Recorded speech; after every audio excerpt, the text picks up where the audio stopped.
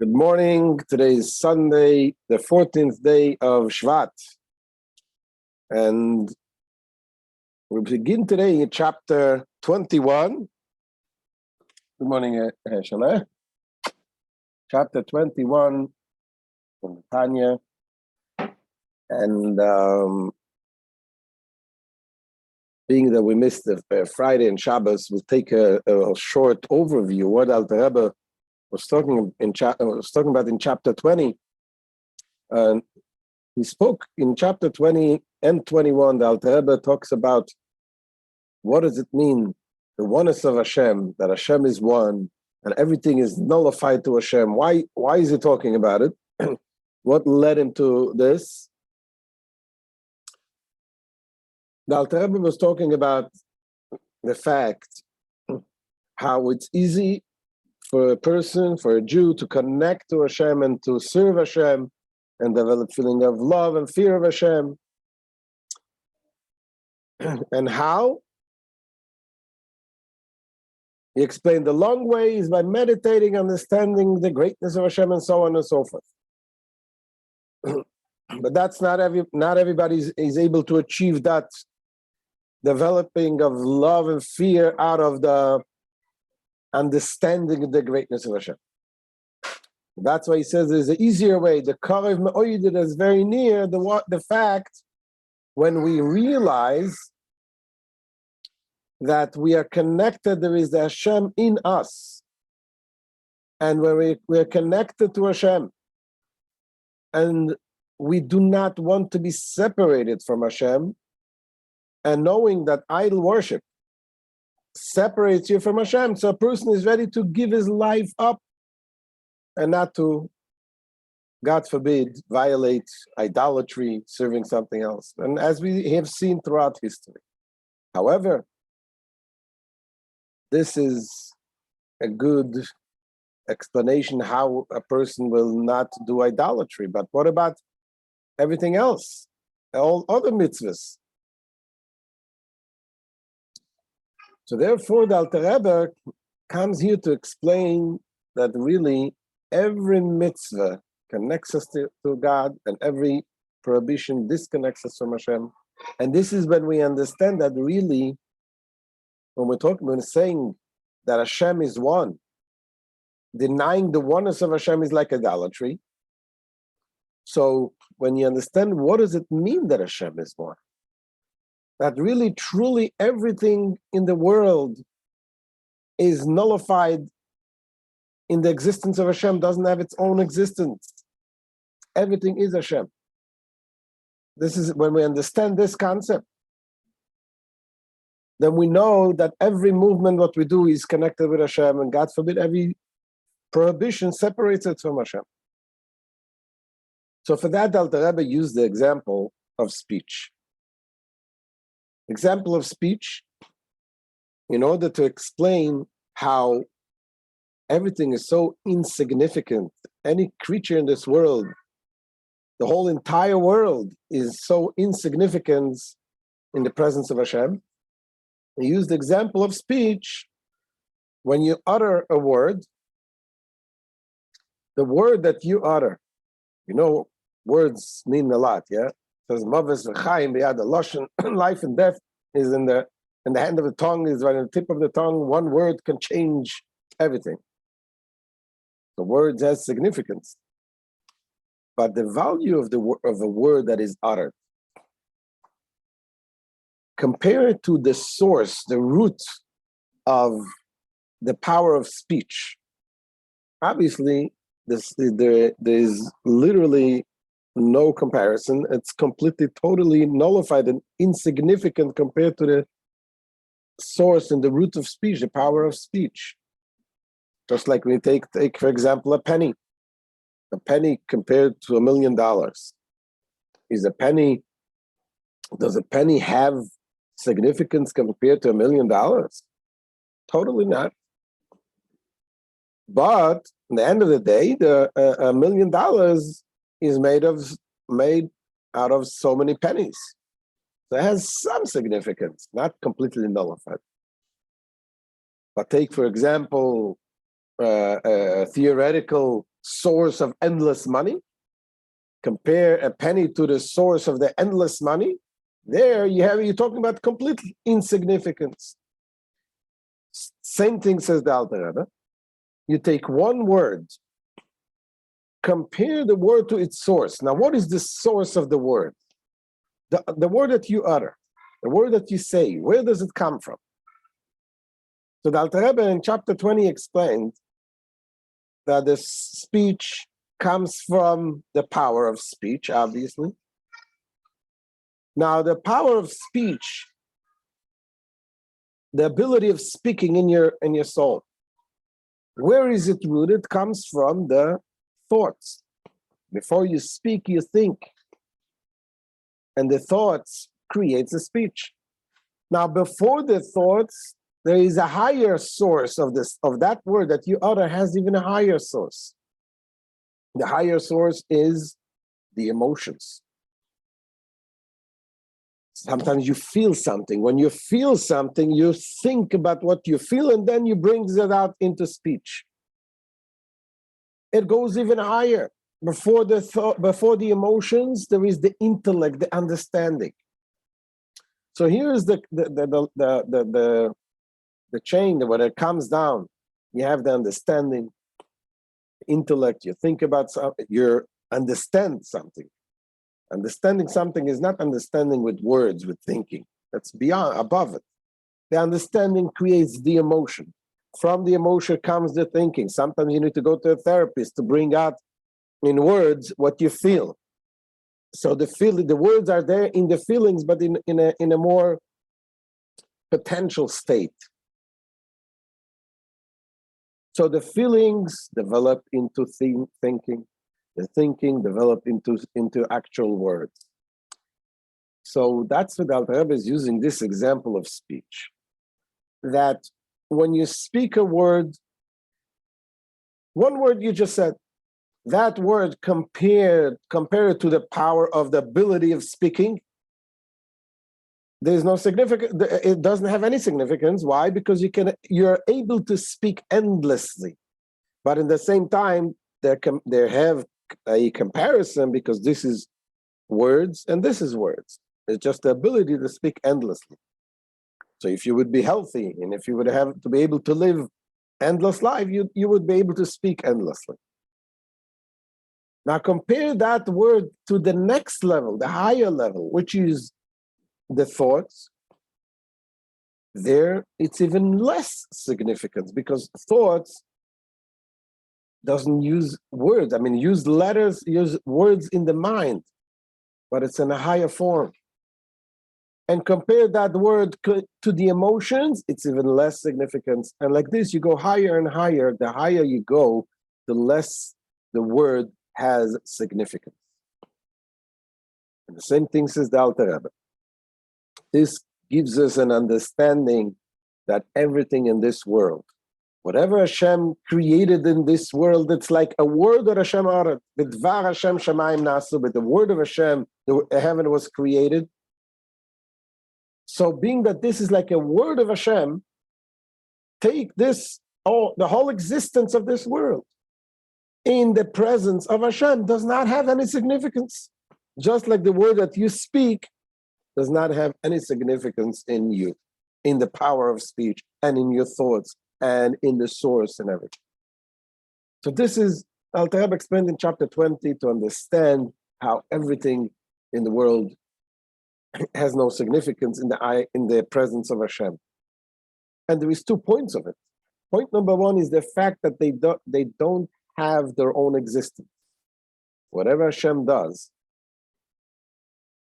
when Hashem creates something, Hashem needs to be there to keep for the creation to keep existing. Hashem needs to constantly create it.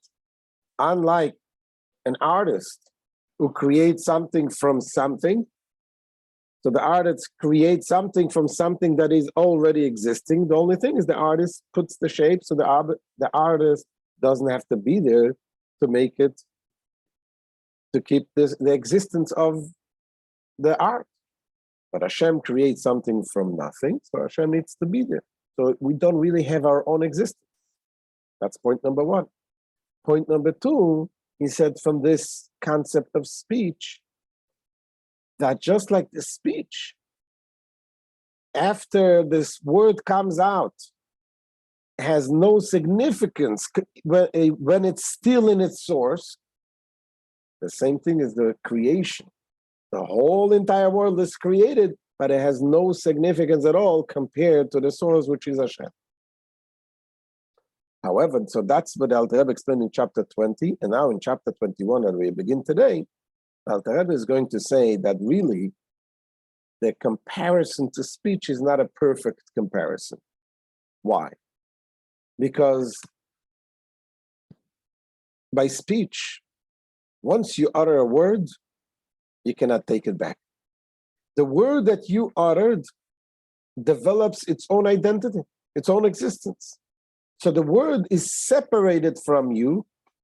Once it's separated, you cannot take it back. That's why you have to be careful what you speak. When you say something, you cannot take it back. So, but when we're talking about the existence of Hashem, when we say Hashem created everything with speech, so what does it mean that Hashem created us and we are now a created being outside of Hashem? There is nothing outside of Hashem. Hashem is everywhere. Hashem is everything and Hashem is everywhere. So there is no such thing of going outside of the existence of Hashem. So the Alter Rebbe explains here in the chapter that yes, indeed, speech, in fact, has two characteristics. Number one, that is, the speech has the going, when you speak something, the speech separates from you. The other characteristic is also that the speech reveals whatever was hidden in you, the speech reveals to the outside. So indeed, says the Alter Rebbe, that what characteristic of speech can be compared to the speech of God is indeed that characteristic that reveals, not the fact that it's separated, because indeed, from Hashem, nothing can be separated from Hashem, because God is everywhere.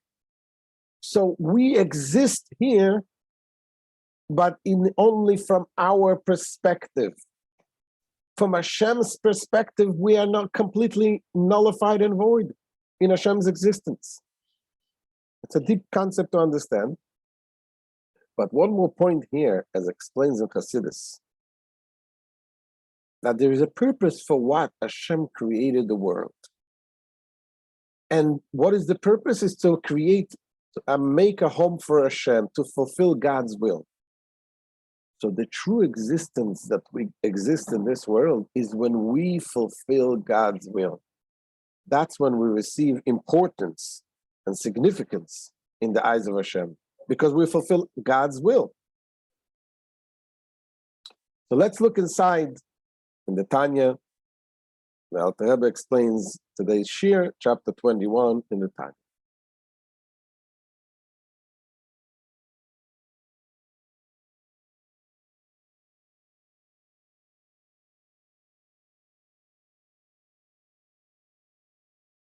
Says the Alter Rebbe, Ve'inei,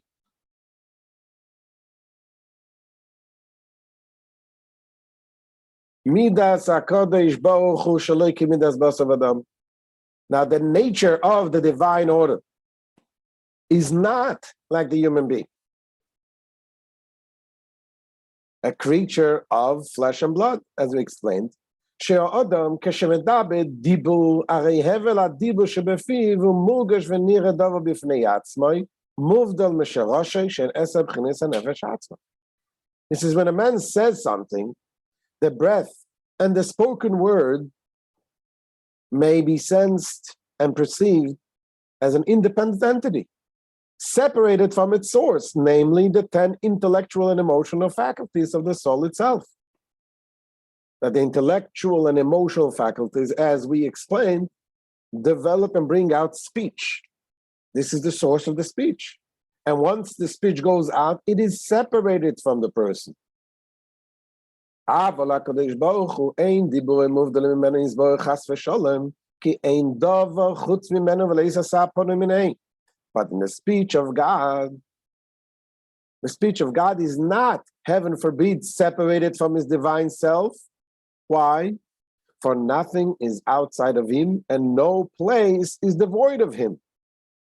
So that his speech is always contained within him. Velochein, ein diburei yisborech kedibureinu chas v'sholem.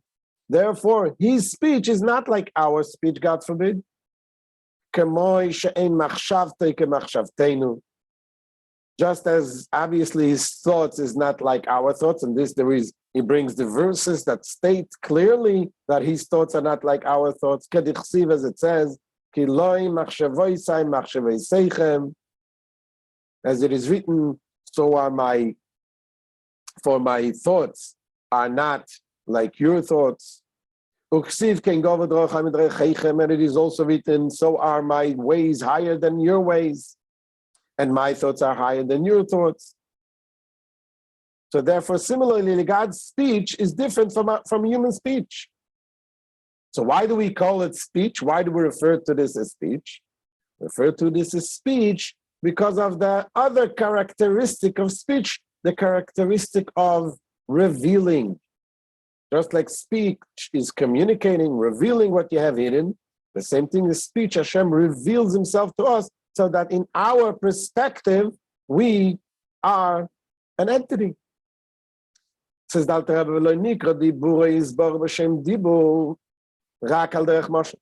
God's speech is called speech only in order to illustrate the quality of revelation which it possesses. For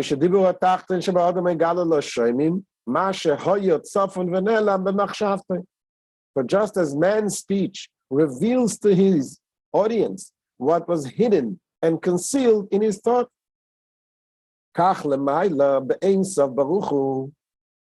so too in the emergence of the light and the life force from the Ein Sof, the emergence of the light and the vitality from Hashem, blessed be He, from the concealment before creation into revelation through the act of creation, for the purpose of creating and animating the world. This is called speech. And what is the speech?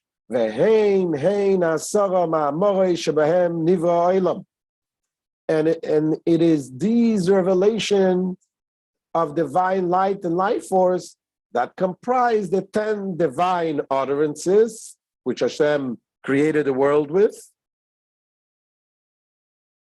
are recorded in Torah, namely, that says, and God said, let there be light, let the earth sprout forth, and so on, by which the world was created. And there's also other elements of speech. Likewise, all other words of Torah and prophets and the holy writings, they're also called speech, even though they were not revealed for the purpose of creation, since they too represent the divine revelation which the prophet perceived in the prophetic visions. Hence, it says, when we refer to God's revelation as a speech, the analogy extends only to the speech as revelation and communication, but not to the speech as something separated from the speaker, an idea which is not applicable to godliness, because Hashem is obviously not separated, because everything is Hashem. So this is what Alter Rebbe begins in this chapter 21 to explain. The idea that our speech is not like Hashem's speech. Speech by humans obviously has the characteristic of separation and the characteristic of revelation. Separation meaning that the speech is separated. Once you utter it, it develops its own existence. But Hashem's speech only is called speech for the fact that this is a revelation. Hashem reveals himself to the creatures that he creates, that in our perspective we become like separate entities. And he's revealed to us. And knowing all of this, understanding this, is again, when you meditate about this and you realize that you don't have to realize, you have the neshama, the godliness in you. That's what Alter Rebbe said before. And you don't want to be separated from Hashem. But when you think about the fact that everything in this world is Hashem's creation and nothing is outside of Hashem. So every movement, what you do, is connecting to Hashem. Therefore, you don't want to be separated from Hashem.